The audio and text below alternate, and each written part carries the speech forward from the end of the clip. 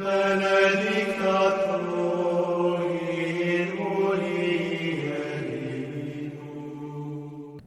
Hello, and welcome to Historia Ecclesiastica. In this video, we examine the history of the cult of lust and how pursuing sexual pleasure has become the closest thing to religion in Western society.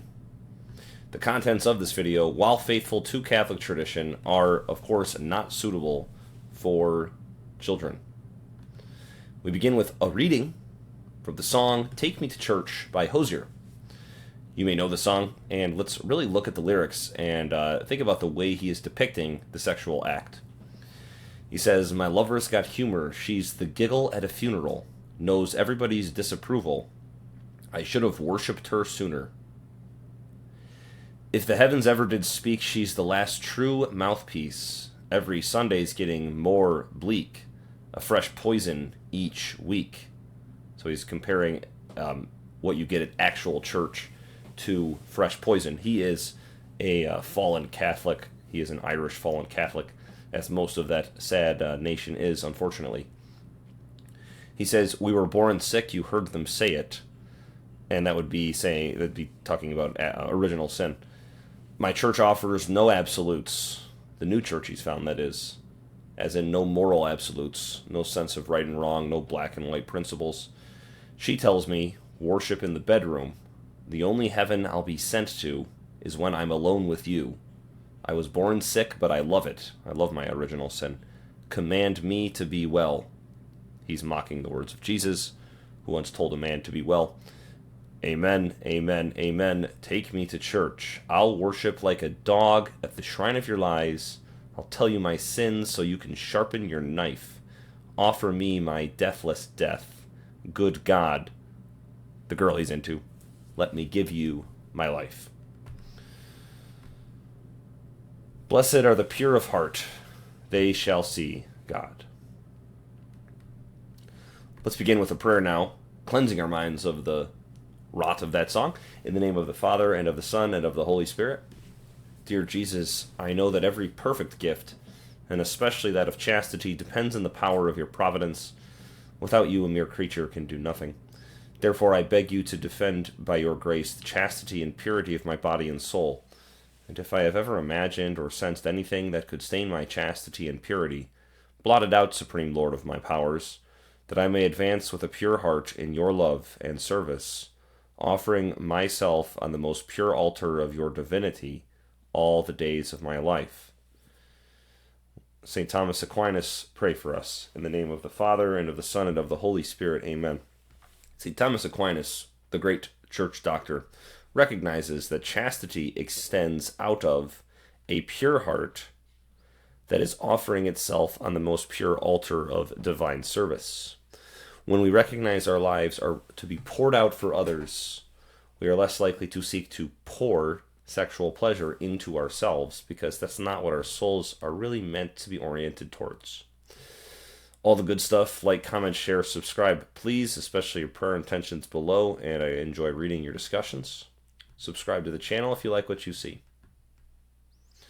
Let's get started here with the historical dive into the cult of sex that has taken over Western civilization, but really you could say has re-emerged, because it was here long, long ago. The root word of cult, just to clarify, and this is today, of course, a word with clearly negative connotations, genuinely referring to a secretive, esoteric, and very strange and abusive religious organization. But the word cult traditionally is just from the Latin cultus, which means worship. In the ancient world, there were various mystery cults, as you can read right here. These were relatively socially acceptable, even though they were esoteric and exclusive. In this video, we examine how the sex drive has become a sort of religion.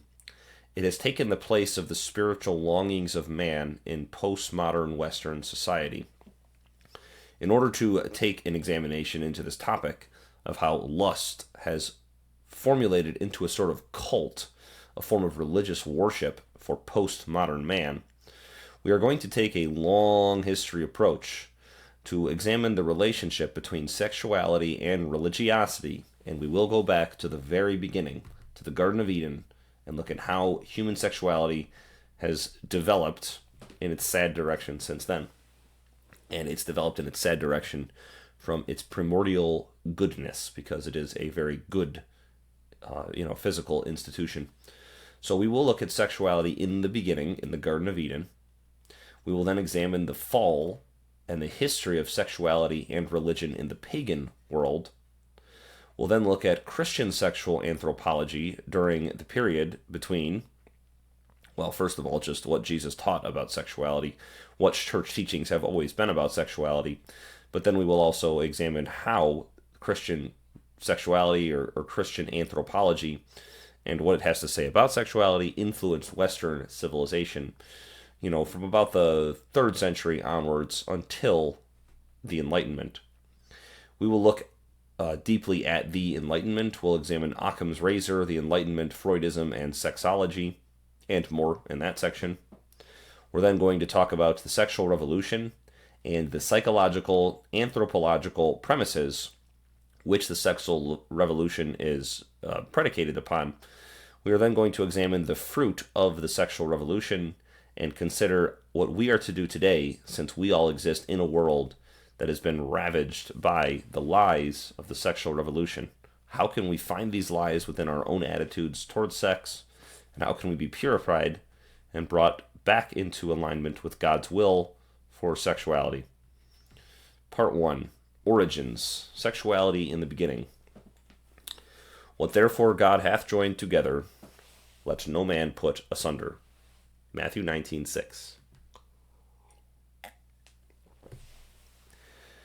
Contrary to what some people say, Jesus was not silent on human sexuality. Many people bring this point up. They say that the church is emphasizing sexuality or sexual morality far too much. They say Jesus barely talked about it at all. And when it comes to the deviant sexual behaviors of the LGBTQIA+, too. And I'm so sorry for anything else I've forgotten in that acronym. But when people talk about those issues, they say, well, Jesus didn't mention, homosexuality at all. And so why do you care about it at all? Well, Jesus does touch on all those issues in Matthew 19. He lays the kernel of dogma that then flowers into the church's full kind of catechism on sexual morality. However, the Gospels in their brevity did not, as a rule, dwell extensively on moral questions which were not in fact hotly disputed topics at the time of the writing of the Gospels in the middle to the late 1st century. All the same, in his infinite wisdom, the Word of God did provide the kernel of dogma, which would be fully developed by the magisterium in response to today's more pressing moral questions. But essentially, sexual morality wasn't really questioned in the ancient world. It was disobeyed in the Greco-Roman world, but even the Greco-Romans, they recognized that chastity and temperance in the sexual faculties was virtuous, and they recognized that widespread promiscuity was not virtuous. So there wasn't a need to with much detail, articulate sexual teachings in the gospel. These things were commonly accepted. However, Jesus does respond to sexual questions in Matthew 19. When he was asked about the permissibility of divorce, he responded in a comprehensive manner, which gives us the foundation for our understandings about human sexuality. So he said, "Have you not read that he who made man from the beginning made them male and female?" He reiterates that sexuality emerges from the physical attraction leading itself to the procreative act between a male and a female. And he reaffirms, of course, that God did make them male and female. That is a divine institution written into our DNA. I return to the verse, and he said, "For this cause shall a man leave his father and mother, and shall cleave to his wife, and they two shall be in one flesh. Therefore now they are not two, but one flesh. What therefore God hath joined together, let no man put asunder." They say to him, "Why then did Moses command to give a bill of divorce, and to put away?" He saith to them, "Because Moses, by reason of the hardness of your heart, permitted you to put away your wives, but from the beginning it was not so. And I say to you that whosoever shall put away his wife, except it be for fornication, and shall marry another committeth adultery, and he that shall marry her that is put away committeth adultery. Like I said, there are a great number of dogmatic points contained in this short passage where Jesus is directly answering the question of divorce, but he's also teaching other important principles about romantic love in general. So when he talks about how God made us male and female, and it is for this cause, so God made us male and female so that we could have the romantic relationship, a man shall cleave to his wife, and they become one flesh, we see that God created human sexuality by creating the distinct genders, and that is the purpose for which God created distinct genders, at least the primary purpose. You could also legitimately say that each gender emphasizes kind of a different element of the divine nature and reflects God's glory in a particular way. Now, authentic sexuality is intrinsically an attraction between men and women. And this attraction's teleology, or end, or final cause, is procreative. The biological reason that separate genders exist is in order to generate new life. And that is why physical attraction exists as well. It generates new life. Therefore, now they are not two, but one flesh. What therefore God hath joined together, let no man put asunder. So the morally legitimate expression of the sexual urge is within the male-female relationship, and I'm talking about the act of sex. The legitimate expression of that urge in the act of sex is exclusively within the male-female relationship which Jesus describes here. The man has cleaved to his wife by way of a vow, and the two have become one flesh due to an indissoluble bond formed by God himself. Therefore, romance, or eros, the romantic love, exists with the final cause of bonding a man and a woman together in a procreative, mutually complementary love. And complementarity is established not by merely complementary personalities, but by complementary bodies, by the complementarity of the male and the female body. Outside of this context, eros, or romantic love, is disordered because it cannot accomplish its final cause or end, and therefore it will never provide a sense of fulfillment to those who engage in it. Those who engage in romantic love outside of the context of a male and female relationship will experience frustration, depression, despair, as is confirmed by psychological surveys of the mental states of people who are, identifying and living within the LGBT movement. Point 3. So Moses, by reason of the hardness of our hearts, permitted you to put away your wives, but from the beginning it was not so. So what does this mean here? Is Jesus saying, well, yeah, it used to be okay to get a divorce, but now it's not anymore? No. He's saying, well, Moses recognized it was preferable on the secular side to divorce your spouse rather than murder them to end the indissoluble bond. But at the same time, divorce has never been morally permissible because in the beginning it was not so, and therefore divorce is not consistent with the eternal moral law. But on the secular plane of things, it is a necessary evil to prevent people from killing their spouses to end their marriages. Every sexual action is intrinsically procreative. We see that from the beginning. We see that simply reading the language of the body and thinking about the organs which take part in the sexual act. Eros, or romantic attraction, is a particular form of attraction or relationship which has the procreative act as its natural common sense end. Biologically, of course, the sexual organs are ordered not toward pleasure. They don't exist to provide pleasure. Dopamine, the chemical, does, but the organs themselves, they don't exist to provide pleasure. Pleasure is a biological chemical byproduct of its end, which is the generation of new life. That's why sperm is produced. That's why egg cells are released. And that's why the body kind of desires to engage in the sexual act. It's desiring to generate new life. The sexual act then is procreative by nature. However, the natural infertile period of the woman's cycle, which is what NFP seeks to identify and just be aware of, and the infertile stage of her post-menopausal life is a natural element of her design.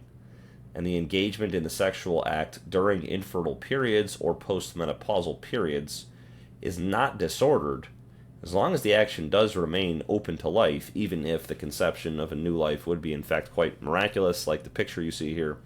The action must always be open to life. However, it should not take place using organs which were not intended to participate in the sexual act.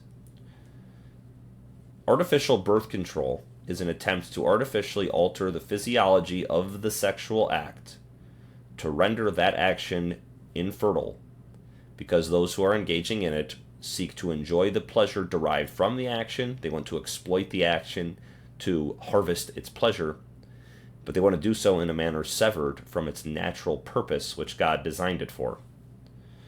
Further, the use of exterior means of generating a sexual climax foreign to the natural sexual act, using other human body parts such as a hand or other body parts that are too gross to be spoken of, or quote-unquote toys to accomplish such a climax. This is to use things which are not intended for the sexual act. It is therefore an abuse to the body's physical capacity to exploit pleasure from it without doing what it was intended to do. Doing such actions does harm to the truth of what that element of the body was intended for in God's plan, is an act of disobedience towards God, disrespect towards oneself, and it does great harm to the soul as it seeks to, once again, exploit pleasure from either one's own body or someone else's body in a way that is not consistent with the purpose of that faculty of the body. In his reflections, The Theology of the Body, as well as his 1960 landmark text, Love and Responsibility, St. John Paul II, then Karol Wojtyla in the 1960s, expounded upon the narrative of Genesis 1 through 3, as well as Matthew 19, to provide the church with the theology of the body. He writes that since the body manifests the interior hidden things of the soul, St. John Paul II examines the conjugal act in the light of Scripture and tradition to articulate what was intended of our sexual nature in the beginning. He assumes that the act of sex reveals something about the soul because everything in the body is intended to reveal something about the soul. To be quite clear, St. John Paul II did not create any new teachings, but what might appear to be new within the theology of the body is appreciation of perennial truths which may have not been as much appreciated before. All the same, his works have helped the church appreciate sexuality as a means to fulfill the institution of matrimony, and thus attain greater sanctity if one is called towards matrimony, if the act of sexuality is done in a holy way. And that's his purpose in Love and Responsibility, is to coach couples to engage in sex in a holy way. One thing he does say that kind of distinguishes him from the scholastics, he argues that chastity is not primarily born out of temperance, but out of a better appreciation for the dignity of the other human being. The opposite of love to him was not to hate, but to use, to disregard the personhood of the other and regard them as a means to one's own ends. In this vein, entering a sexual act is to give oneself physically and completely to the spouse, whom one already has given oneself completely to by a permanent commitment of their self within the confines of matrimony. If one enters the sexual act with the hope of attaining an end for oneself, such as pleasure, this is sinful. He regards entering the sexual act entirely to attain pleasure to be a complete inversion of the original spiritual intention of the sexual act, in which one was supposed to give oneself completely to the spouse.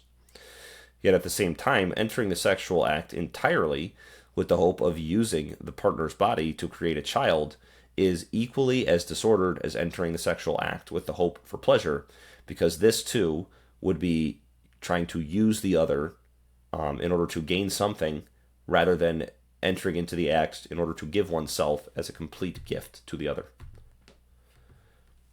Let's examine how this vision of sexuality that God had for humanity in the beginning became corrupted after the fall, when Adam and Eve and the rest of their children became naked and ashamed. With original sin, Adam and Eve faithfully chose to deform the human nature both for themselves and their progeny. The human nature, its spiritual dimension, was intended for the constant reception of God's divine life. The indwelling of the Trinity within the heart is referred to traditionally as sanctifying grace. Adam and Eve forfeited this gift by their choice; they rejected it. And without this primordial gift, the human nature was not only emptied of it, but became malformed. Their grace was replaced by their sin. And so all human beings that they would give birth to would experience a original distrust of God, disharmony with him, disharmony with one another, disharmony with nature, disharmony with one's own self, claiming for oneself the ability to decide between good and evil, that's reaching for the fruit, rather than the disposition of humble submission to God. One might ask, how is it possible that Adam and Eve's sin could so deform the spiritual natures of their progeny? By what mechanism did this take place? First of all, if you're wondering how they were able to spiritually affect all of their descendants, it should be noted that even physically, the unhealthy actions of parents have the ability to malform the DNA of the haploids they pass on to conceive their children. So even the DNA, the physical components of a child, is dramatically affected by the lifestyles of their parents. But this takes place spiritually as well, especially for Adam and Eve. I'm not really sure to what extent it takes place for us if we were to have kids, if our spiritual decisions could affect the spiritual formation of their kids. I lean towards saying that's not a thing because I've never heard that articulated. I know some people talk about the generational curses thing. I know that's also hotly debated. That's not really an element of Catholic tradition. But anyways, Adam and Eve certainly did have a literal spiritual effect on their children. Adam possessed universal spiritual authority over his children. He was the sort of high priest of humanity, and he was the representative of all of humanity before God, at least until the new Adam came, that is Jesus. All fathers do possess authority over the souls of their children, but within Adam's particular spiritual office as the head of all humans was the natural ability to transmit the sanctifying grace within his own soul to the souls of his progeny through natural generation. Once again, once he lost this grace, death entered the world, the absence of God in the souls of men. And through one man, death entered the world, as St. Paul tells us.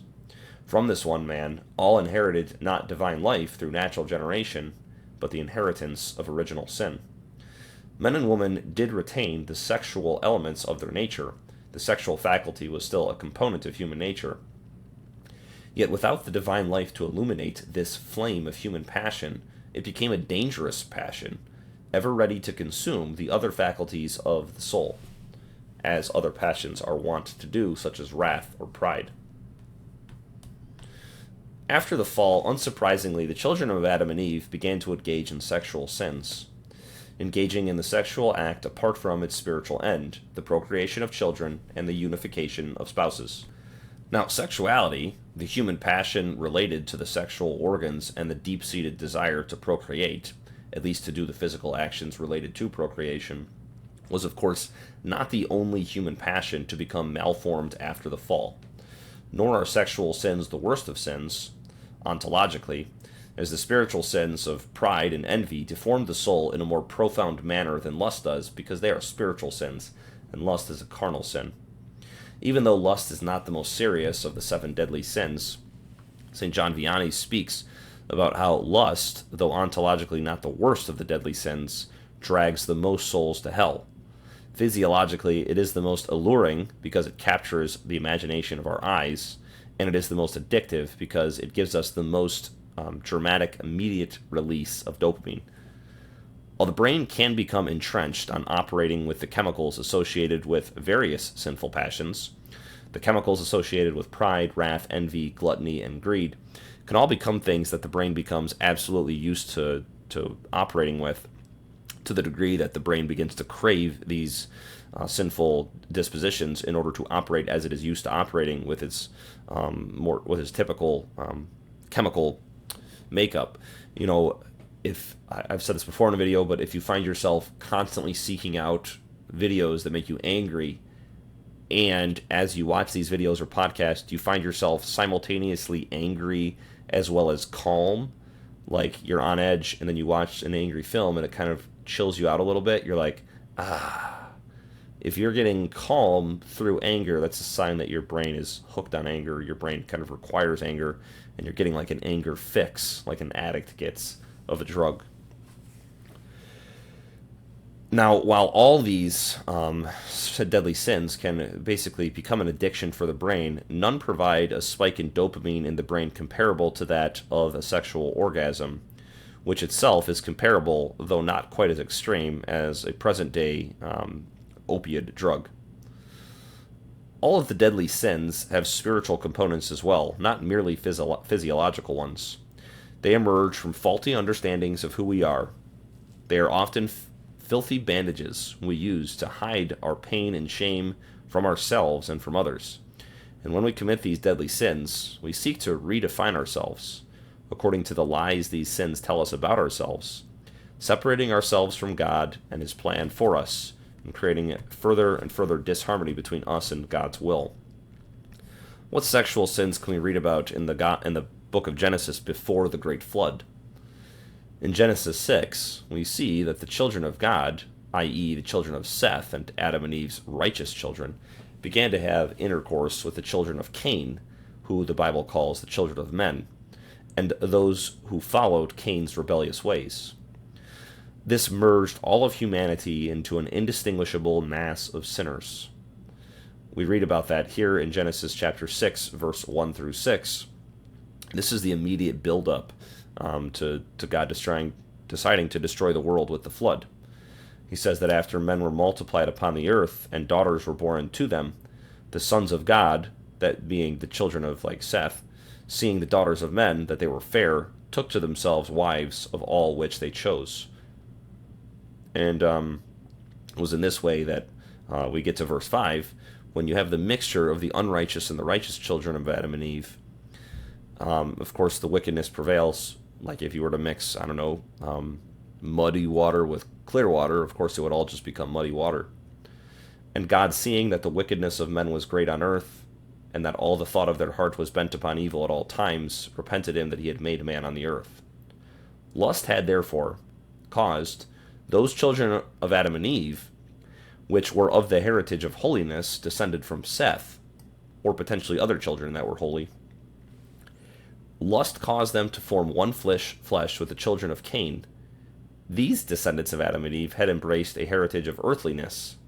Lust, therefore, is what caused the flood in the first place, as it deformed the souls of the sons of God, to the point at which they had descended into utter depravity, the thoughts of their hearts being bent upon evil at all times.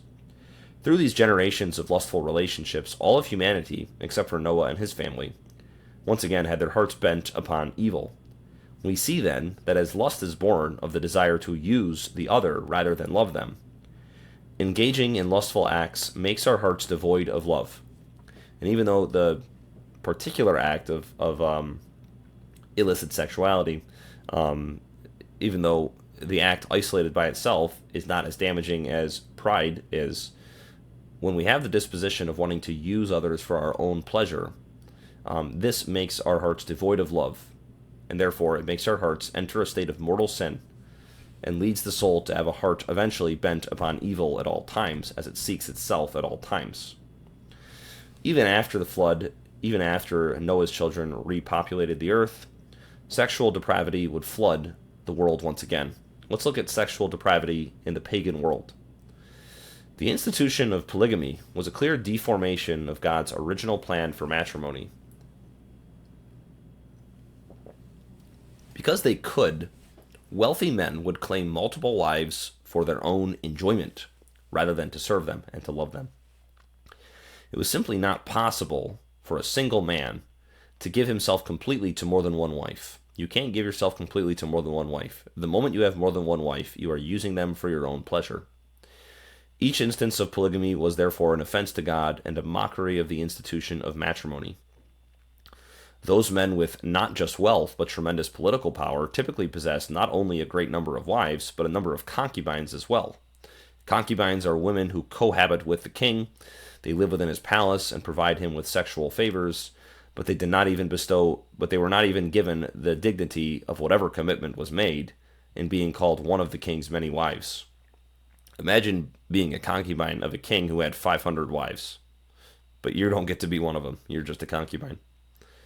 Three-fourths of pre-industrial societies, and virtually all which acquired the wealth needed to support a single household with multiple wives and numerous children, practiced polygamy amongst its upper classes. It was never an institution in the lower classes because poorer men couldn't get away with it. They couldn't afford more than one wife. But in societies where more than one wife was financially possible, it nearly always took place. The institution of royal concubines was also a virtually universal custom amongst Bronze and Iron Age monarchs. As we'll see, the official institution disappeared with the spread of Christianity in the West, though sadly the practice often remained even while it was not any more a legitimate expression of sexuality. It was condemned, but it was still practiced. And perhaps sometimes kings had concubines in the medieval period, but they just didn't call them that, and it was under the table, but it was still happening. King Yeongjong, who died in 1031, is noteworthy amongst ancient monarchs, and particularly amongst Korean monarchs, precisely because he only had intercourse with his wife and refused to live with concubines. So the fact that this man's legacy, who lived 1,000 years ago, is still known today, indicates not only how rare it was for a monarch to not have concubines, but also is a reflection of how all men intuit that concubinage is entirely depraved. That's why he was celebrated for 1,000 years, because we all recognize he, amongst all the ancient monarchs, alone stood out as a sexually chaste king. We have to ask then, if virtually all ancient and classical monarchs dwelt with concubines, would virtually all pagan men have done so if they had the wealth and power to get away with it? Now, religion also absorbed sexuality in the pagan world to a very large extent. We'll cover that up. Temple prostitution and sexual religiosity is not peculiar to the modern world. It existed in numerous ancient pagan societies as well. Typically, within temples, which were devoted to goddesses of fertility, life, or beauty, there was sexual offerings, they called them, to a fictional deity. So people would go and have sex with a temple prostitute, and this would be considered an act of oblation or sacrifice. These sexual deities were projections, of course, of the sexual appetites of those who frequented these temples. The offerings made by the temple prostitutes were, in fact, sacrifices being made to the deified and personified sexual appetite. In Babylon, sacred prostitutes performed sexual acts as a form of sacrifice to the goddess Inanna in her temple in Uruk. In Corinth, as we read about in St. Paul's letter to the Corinthians, sacred prostitutes worked in the temple of Aphrodite. They provided both religious sexual favors as well as secular, prostitution. Aphrodite, the goddess of love and fertility, was believed to have been honored through all of these actions. In ancient Anatolia, Asia Minor, in honor of the goddess Sibyl, there were sexual rites, including temple prostitution. And it is possible that in ancient India, the pre-classical tradition of Devadasis involved sexual rituals connected to religious worship. In Egypt, sexual rites existed to honor the goddess of love, Hathor.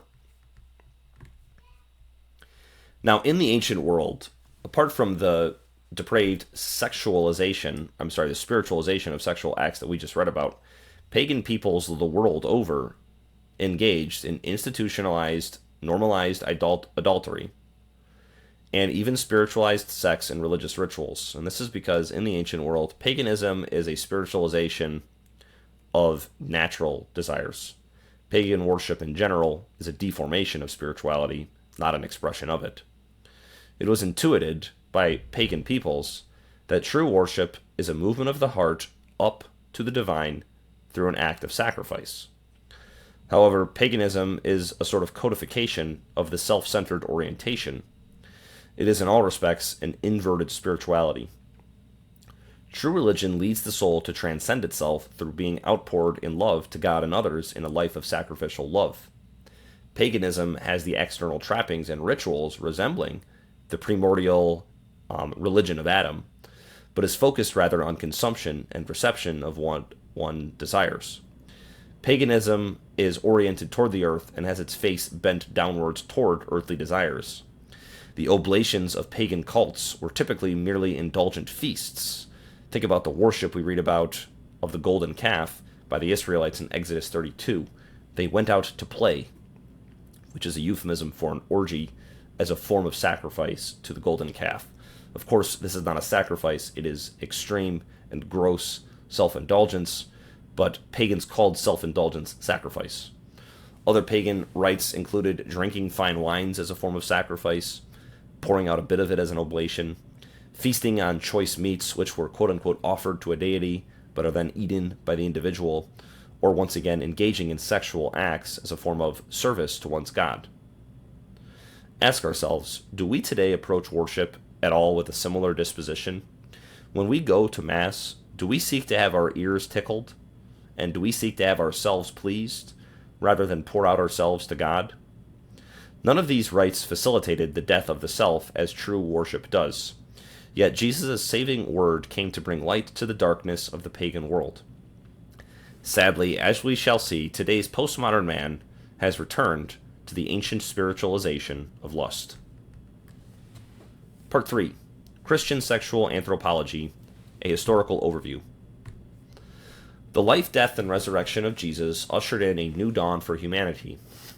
Not only did he reorient man towards the truth and the light through his teachings, but through his sacrifice and through the incorporation into his immolated and risen flesh he offers us through baptism and membership in his church, we are made one with God. Therefore, the lack of divine life, the death we inherited from Adam, is erased through the salvation he has accomplished for us through his Pasch. We are adopted as sons and daughters of God through our membership in the body of Christ. In this union with Christ, we are filled with the Holy Spirit, who illuminates all of our faculties and restores us to the dignity of God's original plan. Through our cooperation with the grace of God, we are restored to the dignity of our original human nature, not only legally or juridically, but actually, through the sanctification God accomplishes within our souls.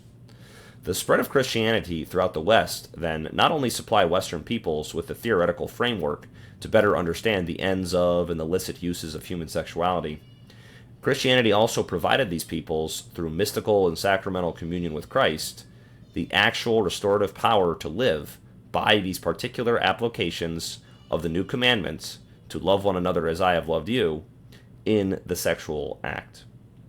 By the 6th century A.D., thanks be to God, Roman law in the East and West made polygamy a crime.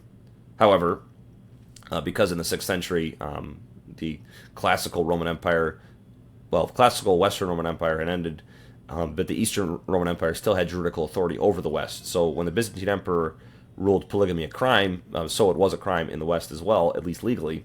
However, we see that this law was imperfectly followed.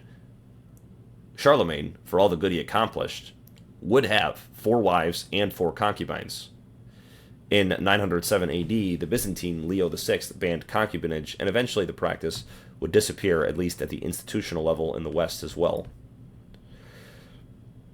Perhaps due to a poor appreciation of the divine plan for sexuality in the beginning, medieval man often approached the sexual faculty with 2 extremes, either seeing it as a dangerous fire which was best left extinguished, or a fire which one ought to allow to consume oneself completely. As mentioned earlier, scholastics rightly emphasized temperance as the means of attaining chastity, but perhaps they neglected the role of an internalized Catholic anthropology in fostering the desire to practice temperance regarding sexual passions. While celibacy and consecrated life is in fact the higher vocation, it is not in and of itself virtuous to pursue this calling if one is in fact not called by God toward it. Though being drawn toward celibacy is often an indication of being called toward it, if one is drawn toward the celibate life due to a deep-seated aversion to sexuality, this aversion is likely not of God, who created sexuality to be very good. On the other hand, the widespread popularity of medieval adultery and romance novels which featured adultery indicates that the lack of an internalized Christian anthropology caused many, at least in the upper classes, to fantasize about engaging in such repugnant sexual exploits. Even if those who enjoyed such novels and stories like the King Arthur stories, which I love, but classically, adultery is the underlying theme of these stories, and it's not really depicted as a bad thing. Lancelot and Guinevere are depicted as kind of the protagonists in a way, and their love is not depicted negatively in the classical Arthurian tales. Even if those who read such stories and enjoyed them, which featured adultery prominently, were not willing to commit adultery externally, their fantasies indicates that they were committing adultery in their hearts. Evidently, the gospel alone did not eradicate sexual sins in Western civilization. Sexual depravity was, however, officially regarded as depraved in legal codes, which was a big step forward. As a counter-witness to the enslavement of the soul to the passions of sexuality, the Church's witness of consecrated celibacy pointed toward the highest end of the human person, total self-sacrifice. The celibate clergymen, or consecrated brothers or sisters, devoted themselves to the service of God and man. They did not exist for themselves, and this was exemplified in their placid refusal to engage in sexual pleasures. Celibacy was truly a thriving medieval institution. This was not due to a lack of appreciation of matrimony, though medieval man likely would have benefited from a more detailed appreciation of the sacrament of matrimony, such as is held within the text of Love and Responsibility. Celibacy thrived, rather, because medieval man did not see his highest end in sexual fulfillment as man does today. The sense that man's ultimate fulfillment lies in sexual orgasm, which is ridiculous, is derived from a materialistic and hedonistic anthropology. Today, people believe that man exists for no purpose at all, and the person ought, therefore, to use their faculties to pursue nothing but their own pleasure. And while the Epicureans believed the same thing, they believed in spiritual pleasures because the Epicureans of antiquity believed that we were of a spiritual nature. They believed virtue was the greatest pleasure. Modern man is materialistic and nihilistic, and therefore we've combined Epicureanism with barbaric hedonism. So pleasure is the end of human existence, and the greatest pleasure is chemical or physical. The greatest spike of dopamine one can enjoy without causing manifest damage to one's body through the use of illegal drugs is that of the sexual orgasm. And therefore, today's hedonistic, materialistic, sort of neo-Epicureans have found sexual orgasm as the ultimate fulfillment and the greatest fulfillment of human desire. When a man has a sense that his fulfillment is found in God alone, however, he can genuinely look at the vocation of celibacy as a higher calling, since it permits the soul to more freely contemplate and serve the divine. In hindsight, Freudian psychologists would not hold this view. They would hold the materialistic Epicurean view of the human nature, and therefore they looked at medieval celibacy and Catholic sexual morality in general as harmfully repressive of desires which needed to be fulfilled in order for us as people to be fulfilled. As we will see, the unreserved feeding of the sexual appetite, which Freud and other psychologists advised us to pursue, has objectively done far more damage than the careful ordering of this faculty towards its natural end, which we have reviewed at the beginning of this video. Part 4. Modernity. Occam's razor, the Enlightenment, Freudism, and Sexuality. Pope Benedict XVI says, "Faith, which reveals God's light to us, is the true enlightenment, enabling God's light to break into our world, opening our eyes to the true light." For the sake of time, I can't go too into depth in the background to the Enlightenment. I do have an entire series on the Enlightenment. I'd invite you to go check that out if you want to see how this movement totally turned all assumptions of Western civilization completely on their head. I do want to talk a little bit about William of Ockham, a Catholic scholastic philosopher who famously wrote Pluritas non est ponenda sine necessitate.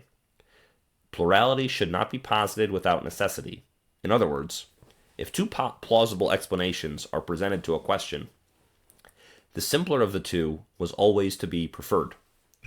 This principle was at the heart of Galileo's advocacy for the heliocentric model of the solar system, which was the simplest hypothesis of the heavens. Occam took this principle as an absolute foundation to his work, and he applied it to various theories throughout his studies. Now, this principle was not only formulated by Occam, but was formulated independently by other Western thinkers as well. It became one of the foundational principles behind the Enlightenment intellectual revolution of the 18th century. Francis Bacon's empiricism and the empiricism advocated by the Royal Society of England, which was later headed by Isaac Newton after Bacon's death, also was very influential in the Enlightenment.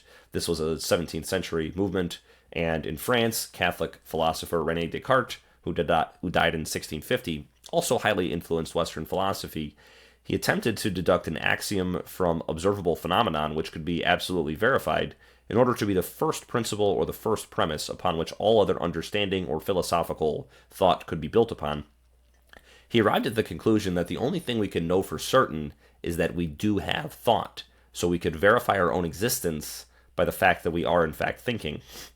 He did not take this first premise to its conclusion, but those that would build upon René Descartes' work would use the idea that all we can know is our own subjective experience to take Western civilization into the cyclone of doubt which the 18th century passed us through, and which has become kind of the disposition of modern academia for the past 3 centuries. Eventually, René Descartes' cyclone of doubt, that all we can know is that we are in fact thinking, I think therefore I am, but we cannot absolutely verify that which is outside of our own comprehension, leads, of course, to relativism. Relativism is the postmodern notion that objective truth is either not real or is else utterly indiscernible and is, practically speaking, not real or worth considering. While the recent emphasis on the complete validation of others' subjective experience because of relativism seems to have emerged only recently, it does in fact have its origins in the cyclone of doubt which consumed Western thought from René Descartes' 17th century works onwards. Now, in his Grammar of Assent, St. John Henry Newman argued convincingly that philosophy should not be bound to only assert premises which could be absolutely verified. He wrote that most of human existence involves giving one's assent to belief in things that cannot be verified, but are not illogical and are consistent with our sense of the nature of things. In other words, at a certain point we have to assent our reason towards a belief. We do not have to absolutely verify it. We don't do this in our everyday lives, and we shouldn't be required to do this in philosophy either. But St. John Henry Newman's call to save Western academia would fall on deaf ears outside of the Catholic Church and outside of Christianity. By constantly questioning those axioms which were previously taken for granted by Western civilization, as René Descartes kind of started this trend of questioning things and asking, how can we really know for sure this thing that we've always assumed? The philosophers of the 18th and 19th centuries systematically dismantled the foundations of Western civilization. To this day, many academians make it their task to undermine common assumptions. Convincing others to doubt things we've all assumed to be true is considered to be a meritorious end in and of itself, and it's typically what allows a modern-day historian or a modern-day scholar or even scientist to receive great fame, is if they convince us all to doubt something we used to assume was true. Revisionist historians seek to rewrite common historical narratives by creating another plausible interpretation of the historical data, and if they can do this, it's assumed to be true, simply because it's not what we previously thought was true.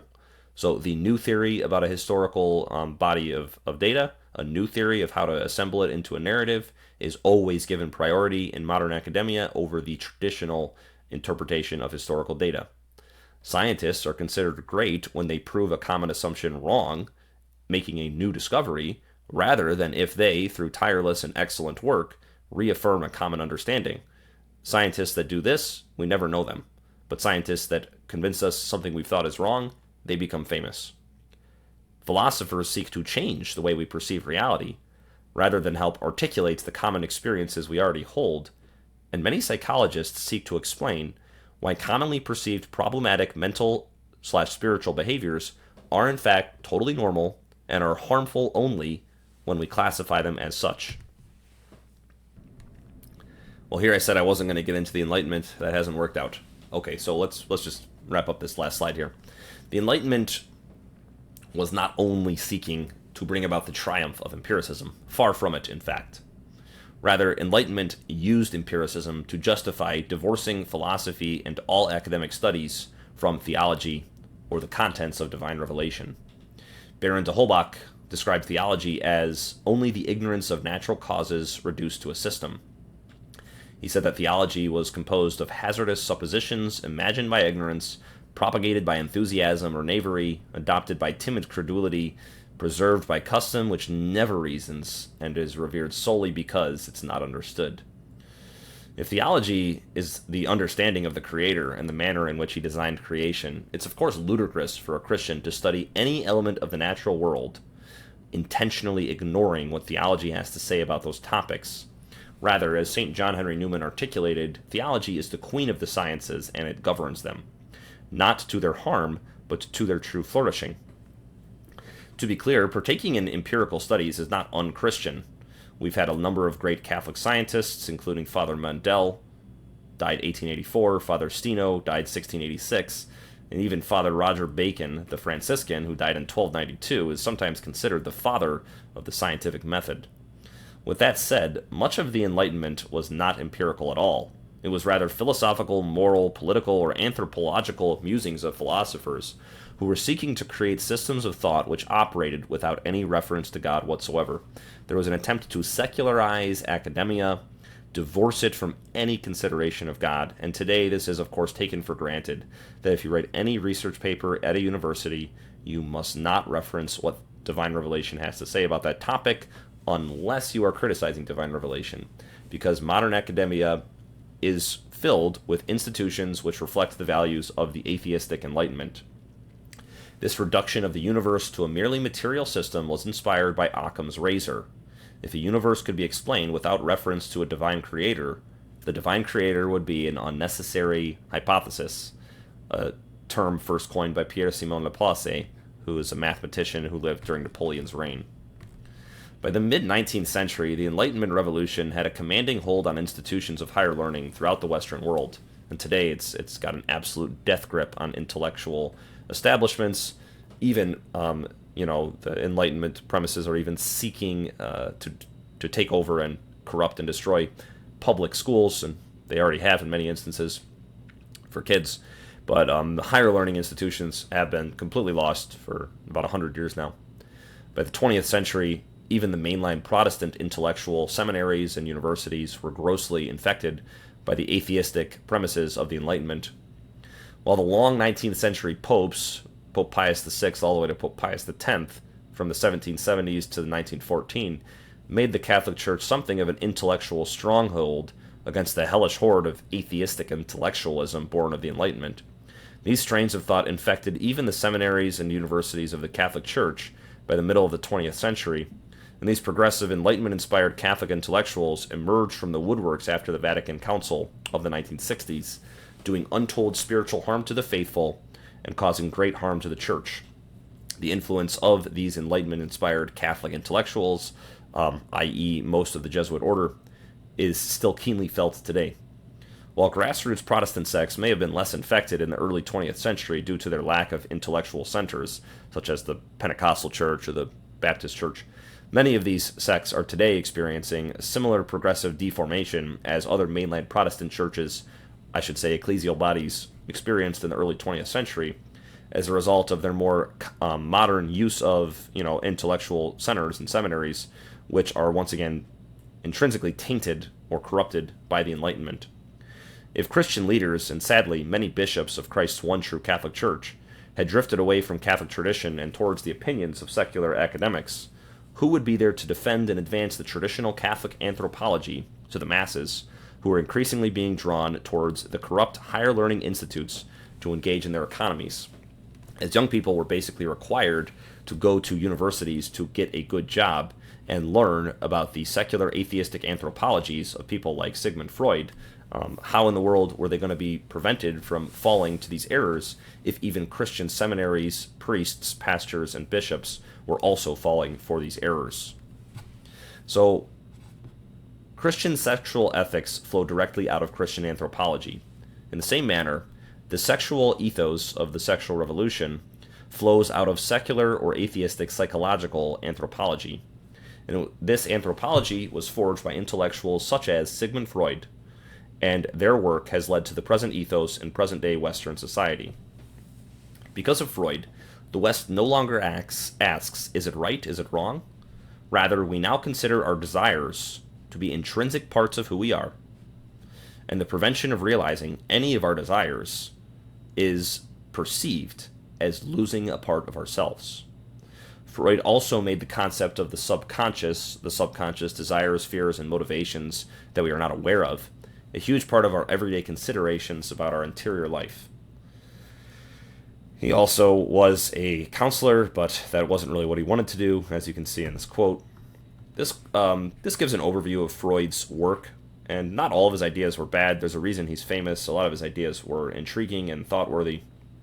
But once again, the fact that he has led us to perceive our desires as an intrinsic part of who we are, and he's considered it harmful to suppress our desires, has done great damage to our understanding of the human person today. I'm skipping over these slides because I have a whole video on modern psychology you can check out. But once again, because of the popularity of Freud's model of psychoanalysis, the suppression of desires was seen as damaging to the psyche, and therefore, if ethics persisted at all, it was for its value to society, not the individual who was practicing moral behaviors. The only thing that would be good for the individual was to realize their desires. Ethics might be valuable for society as a whole, but not really for the particular individual. And ethics were certainly not deemed valuable for their own sake, for the sake of simply seeing truth and justice manifested, both in our lives and in the world. Once again, many begun to identify right and wrong solely on what an action might directly do to others, but do not perceive this action as intrinsically the right thing for a person to do, or the wrong thing for a person to do, based on the relationship between the action and the objective truth about human nature. Classically, even ancient pagan men saw virtues as the means in which to achieve human fulfillment. Freud does not see the establishment of virtue as the means of fulfilling our human nature. He sees simply satisfying our urges and desires. Man is a highly intelligent beast who has unhappily stumbled into society. Society suppresses our beastly desires, and Freud believes man will be happier once he is able to freely enjoy his desires, as long as he's able to still participate in society. The ideas of Freud, as well as other psychologists like Reich and Lawrence, regarding sexuality would be left to ferment in the libraries and lecture halls of Western society for the next several decades. Along with them, historians relativized Christian ethics as not emerging in the beginning, but simply being a distinct but not altogether remarkable set of sexual values or boundaries, which could be contrasted with Roman sexual ethics or Chaldean, Babylonian sexual ethics, that is, or even like Chinese sexual ethics. Now, simply contrasting Christianity with other systems of sexual ethics neglects the fact that really we have Christian sexual ethics and we have pagan sexual ethics. The Romans shared virtually all of their sexual ethics with other pagan societies. And we talked all about that earlier in the video. Certain individuals would begin to act upon the teachings of Freud, especially in the communist Soviet Union, which was established in 1917. In this society, which had embraced materialism as a codified sort of religion, or codified orthodoxy. In this society, the free indulgence of sexual impulses was intentionally promoted. No-fault divorce was permitted in 1917, homosexuality was decriminalized in the same year, and abortion was legalized in the USSR. Well, it wasn't the USSR until 22, but regardless, in the Soviet Republic. Abortion was legalized in 1920 in order to establish a sort of sexual utopia where each person would be free to pursue whatever sexual interests that they might feel inclined toward, divorced from what they saw as the arbitrary Christian boundaries which defined morally illicit sex. Further, the Soviet Union established numerous state-run orphanages so that mothers could simply leave their children in the care of the state and be free to continue pursuing careers and further sexual adventures. This was all the 1920s, not the 1970s, as we're used to thinking about this rampant radical feminism. The effects of the Soviet Union's own, state-enforced sexual revolution were disastrous. The sexual promiscuity created not only a plethora of sexual transmitted diseases, but it created an entire generation of homeless children, many of which froze or starved to death in the brutal Russian winters. It was also a plague on the Russian economy because of so many men needing to pay alimony to their divorced wives. Spending was very low because men didn't have much spending money. In the West, the lack of authoritarian atheistic governments was unable to speed up the flowering of Freud and psychology, its anthropology, and eradicate the common sense of Catholic anthropology, as we see in the 1920s Soviet Union. However, you do see a sort of sexual revolution taking place in the 1920s. And by the 1960s, the momentum of atheistic education, which more and more young people were receiving in public universities, and even Catholic ones, sadly, and Christian ones, would explode into the sexual revolution that we are just about to talk about. The sexual revolution. The term sexual revolution was first used in the USSR in 1925. It also appeared in E.B. White's, who was the author of Charlotte's Web. He wrote a book in exploration of the current sexual scene in 1929, where he also used the term sexual revolution to describe the immodest and promiscuous flapper movement, as adultery and fornication were relatively normalized in this subculture in an otherwise Christian society. Now, in the 1950s, the incidences of illegitimate births, gonorrhea cases, and adolescent births indicate that fornication was becoming increasingly widespread from this decade onwards. The movies of this time period highly emphasized extremely passionate romances, even to the detriment and overpowering of the rest of the stories in these movies. Consider the Ten Commandments, the story is good enough. You don't need to add any romances. But if you watch the Ten Commandments of 1956, which is for the most part a good movie, but it just always weirds me out, this romance between Moses and Nefertiti. It's just bizarre, So the generation of teenagers and later college students who were watching these movies and growing up in the 1950s, this was the baby boomers. And apart from academic influences of secularism, which led them to see kind of sexual desire as one of their highest ends in life, the environment in which these adolescents were raised may have contributed to them falling to the sexual revolution. This was the first generation where you have millions and millions of young people growing up in these packed schools with like 30 kids per classroom. So they're surrounded by same-age peers rather than surrounded by mixed-age communities in which wisdom could be more easily transmitted to the young. Rather, most of their interactions are with people who are, frankly, as ignorant as they are in the school. And this is a dangerous situation for any high schooler to be surrounded by, 500 people who are all also 16 and also quite ignorant. It becomes an echo chamber of stupidity, and it becomes an echo chamber of the validation of your desires. Because high schoolers are going through, puberty. They're going through raging hormones, raging desires. The media was contributing to it. Secular psychological anthropology is contributing to, the idea of just go after your desires, don't worry about it. Elvis Presley contributes to it as well.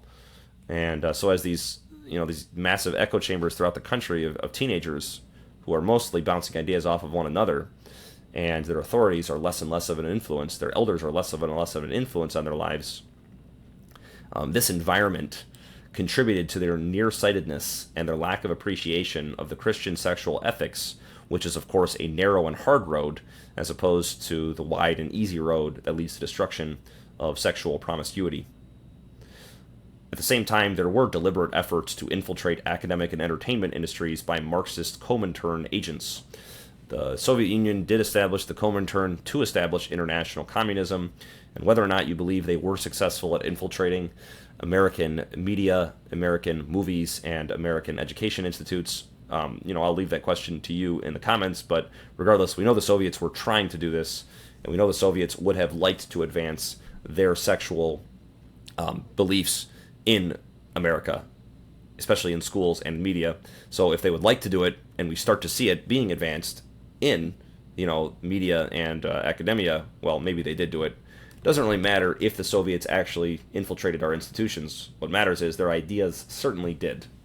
And this leads to a return, eventually, to the religiosity of sex. In the ancient world, pagans of the world over spiritualized the act of sex, as we saw. They had a desire for spirituality, but their earthly dispositions rendered them incapable of discerning the difference between spiritual delights and carnal pleasures. Now, in the new modern world, man develops a scorn toward religiosity in general. There would be no new attempt to feign religiosity in the enjoyment of carnal things. All the same, man does remain a spiritual being. Therefore, he yet has a desire to transcend himself and devote himself entirely to a cause. But in the nihilistic, materialistic cosmos created by the Enlightenment, there are no ontologically great causes to give oneself to. Further, there's no meaning at all. There's just is observable physical phenomenon.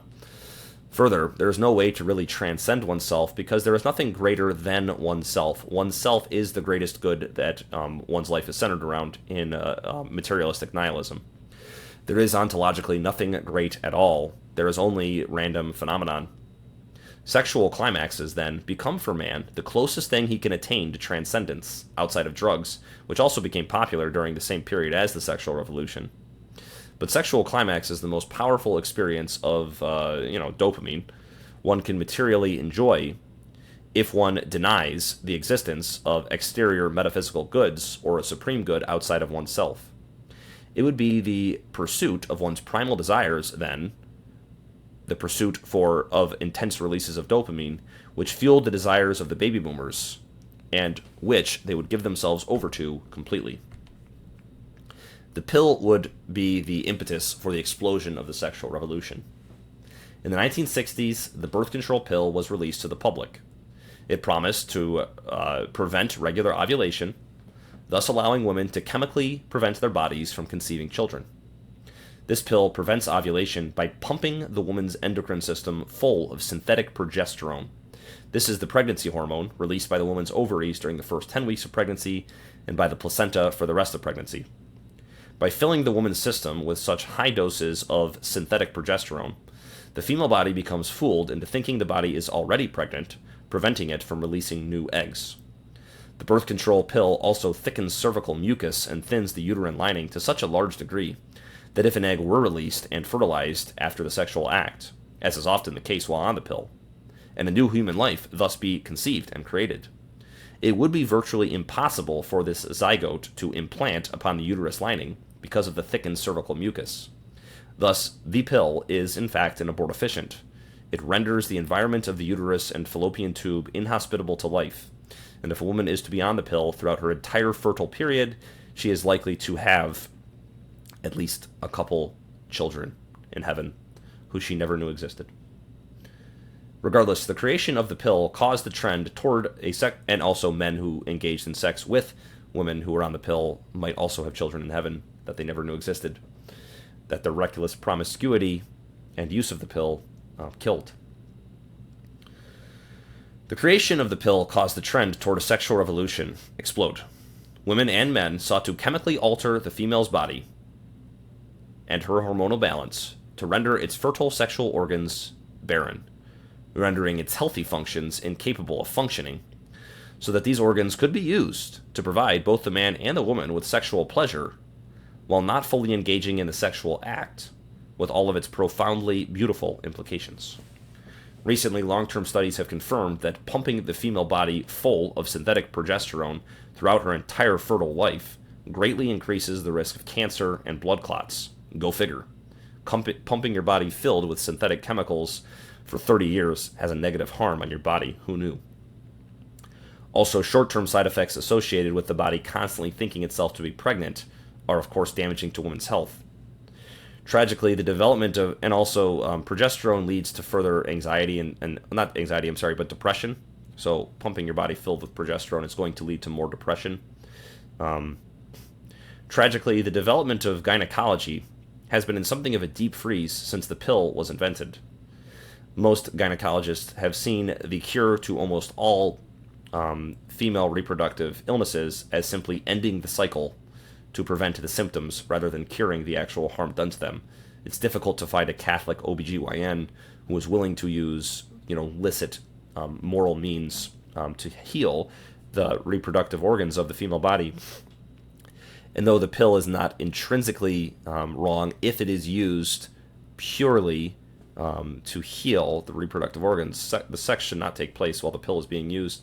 It is an abortifacient. And also, there are other ways, that the female body can be healed. And some Catholic OBGYNs are aware of these, but hopefully you're able to find one if you're experiencing such a cross. In 1960, the same year that the pill was released, Cardinal Karl Wojtyla published Love and Responsibility to address questions not only regarding contraceptives and the pills, but sexual ethics in general. From 1963 to 66, he served on St. Paul VI's commission to study the moral permissibility of the birth control pill. And while many members of the commission did want to legitimize and allow the use of the pill, St. John Paul II's, as Karl Wojtyla's take on it, was able to help St. Paul VI craft Humanae Vitae, guiding the church forward through the dark night of the sexual revolution. Please go read that. It's not that long. It's extremely important you're aware of the teachings of Humanae Vitae, living in this modern, over-sexualized world. I can tell you one person who did not read Humanae Vitae was Father Charles Curran. He wrote a dissenting paper to Humanae Vitae, a dissenting paper explaining why birth control should be allowed. He published it the very day Humanae Vitae was published so that people could read his work instead of the Pope's on the day it was first published. And his work was published with 86 other theologians' signatures who decided to dissent from the magisterium of the Holy Father even before reading what he had to say. Father Charles Curran was suspended from the Catholic University of America after publishing this paper, and when he did, every single department of the university, students and faculty, except the Department of Education, protested until he was reinstated. What a shameful scar on the legacy of the Catholic University of America. Bowing to the pressure, the president of the university resigned. Curran would be reinstated. From this teaching office, he would continue to dissent from Catholic sexual ethics for years. He argued for the moral permissibility of masturbation, abortion, same-sex relationships, divorce and remarriage, sterilization, and premarital sex. What an ugly scar on the priesthood his ministry has been. In 1986, St. John Paul II barred him from teaching Catholic theology. Unfortunately, he was not laicized. He remains a priest in good standing, even though he currently teaches these absolutely depraved errors at the Southern Methodist University. So, that just joined the SEC. Now, if Father Curran and the sexual revolution is correct, if sex is a matter of mere pleasure, there is no greater significance to the sexual act than pleasure, and there ought to be no restrictions upon it whatsoever besides consent, willingness to engage in the act. And that is basically the only boundary around the sexual act modern man believes in universally, although incest is also discouraged. Even with that considered, if sex were merely a pleasurable act, even the lack of consent, if someone were to rape somebody or sexually assault them, if sex were merely pleasure, even the lack of consent would not make the crime of sexual assault or rape to be really that horrendous. We all know that rape and sexual assault are, of course, horrendous. But the fact that we all know this is a testimony that sex is much more than a merely pleasurable bodily activity, akin to exercising or taking a hot shower. Sex is a sacred act because it is the act in which the spouse communicates the complete gift of self to the other, bonding one's own flesh and blood to the other, renewing in physical form the vows made at one's wedding. This act is open to life and thus open to constantly renew the familial bond made permanently on one's wedding day. There is no greater way to express your permanent commitment to the other than to create a child with them. Nothing more profoundly manifests the powerful, permanent, and total commitment of the spouses to one another than the generation of a human child in whom their little half of each of them is deposited into a literal person. So half of your DNA, half of your spouse's DNA is combined into an actual person. That is a much greater testament to your perfect gift of self to the other than a wedding ring is an actual child.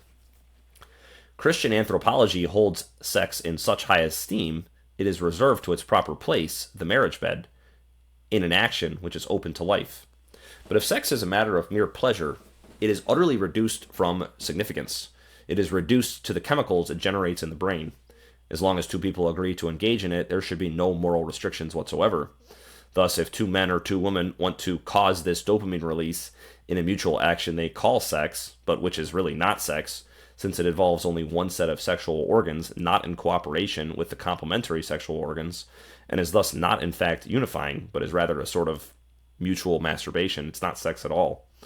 Or if a person wants to stimulate their own sexual organs on their own, or horrendously, if one wants to do this with a child, since it is merely pleasure, the sexual revolution ultimately, principally, finds no fault whatsoever with any of these depraved sexual acts. Now, as a Catholic, discerning one's vocation is the most exciting part, one of the most exciting parts of one's young adulthood. During the phase of discernment, a young Catholic examines who they are, how they are called to love God and serve others. In essence, they are examining how they were designed to be an instrument of self-sacrificial love. But in the cult of lust, which consumes the West today, it is discerning one's sexual orientation or gender which takes the place of this exciting phase of one's spiritual life. Rather than discerning how one is called to pour out oneself in self-sacrificial love, this new rite of passage of discerning one's sexual orientation and or gender is a meditation not on how one is called to love, but on how one would like to enjoy carnal pleasures throughout their lives, as well as how they want to identify and express themselves. Instead of discerning what God created one to be, one discerns what one would like to present themselves as when they are discerning their gender identity. As Jordan Peterson noted in Matt Walsh's What is a Woman, gender has become to today's youth especially, what psychologists previously referred to as personalities. The myriad of genders has become a new, strange, and extremely harmful version of the pseudoscientific Myers-Briggs or Enneagram tests. By the way, the current acronym LGBTQIP2SA is clearly explained, sadly, on the Catholic Jesuit, I don't want to say Catholic, but I will say Jesuit, Loyola University of Maryland, where they explain that this acronym, LGBTQIP2SA, which you could put in any order, it says. You can rearrange those letters if you want. It says this is a not exhaustive, but nearly exhaustive acronym, which represents lesbian, gay, bisexual, transgender, queer, questioning, intersex, pansexual, two-spirited, and asexual individuals. So if you don't want to be offensive, make sure you use that acronym, but always remember, you cannot fully describe the infinite glory of sexuality. Just like we say as Christians that God is ineffable, according to the sexual revolution. According to the sexual revolution, sexual orientation and gender is also ineffable. Once again, the degree of horror that all men feel at sexual assault, rape, incest, and child sexual abuse is either a final fume of Christian sexual anthropology, which will soon die out, or it is an enduring intuition arriving at the same conclusion as Christian sexual anthropology. Now, in reality, sex is a sacred act in which the spouse makes a complete gift of oneself to the other, receives the gift of self of the other, and is open to generate life. Ironically, however, those people who engage in sexual revolution-inspired behaviors, such as masturbation, fornication, adultery, orgies, homosexual acts, or others, have denigrated sex. They think they appreciate it more, but in reality they have denigrated it. They have denigrated all of the above crimes against nature. They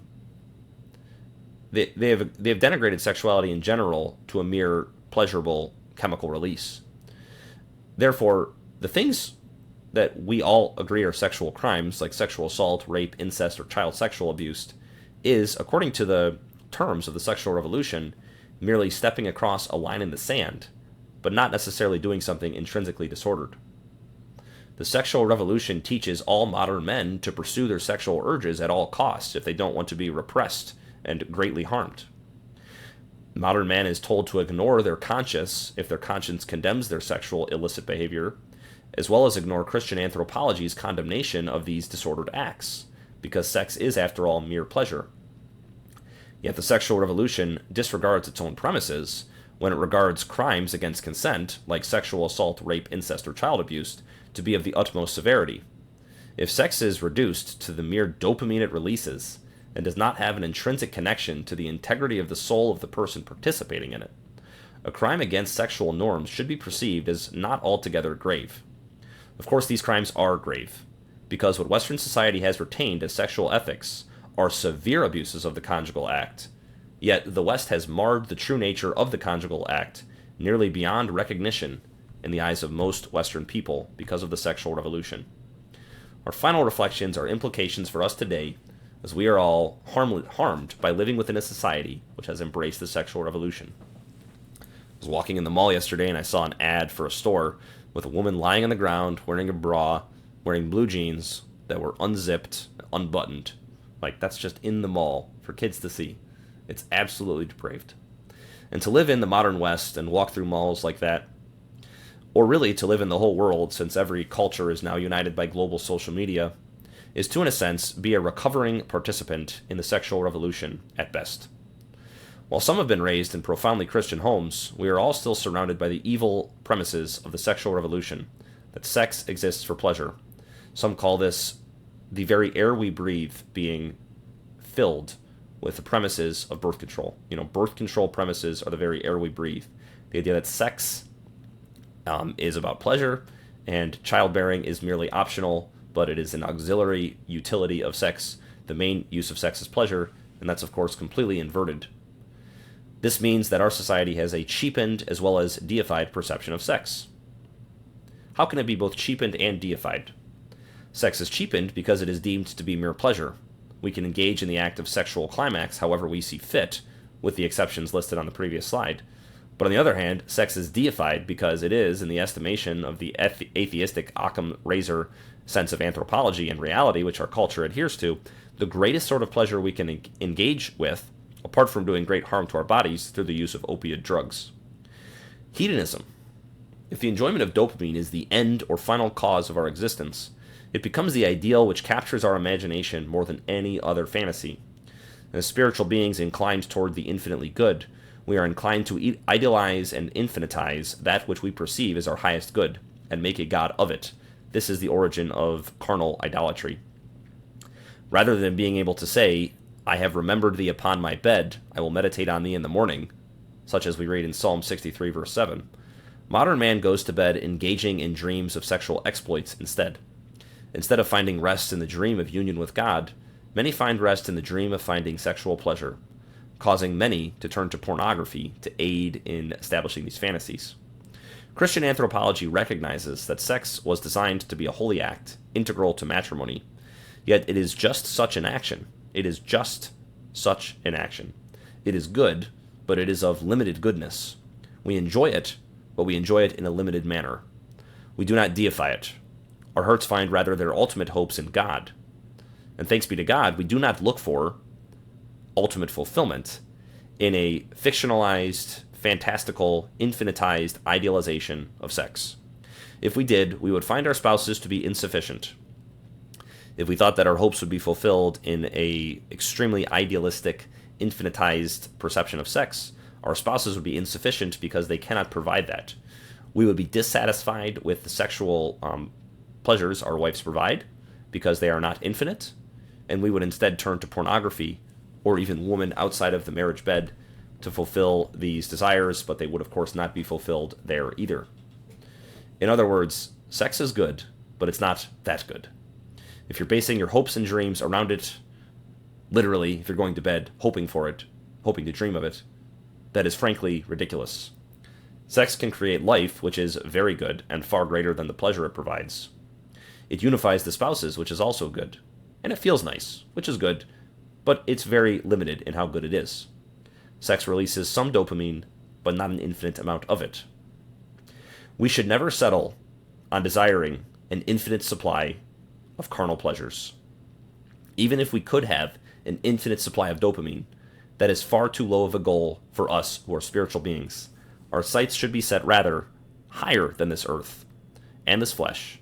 As good as they can be, we should set our sights on God, who alone is good. You can be certain you believe that God alone is good, and he alone is the end of your desires, if you cease to be bewildered by the vocation of celibacy. Consecrated celibates are not missing out, not at all.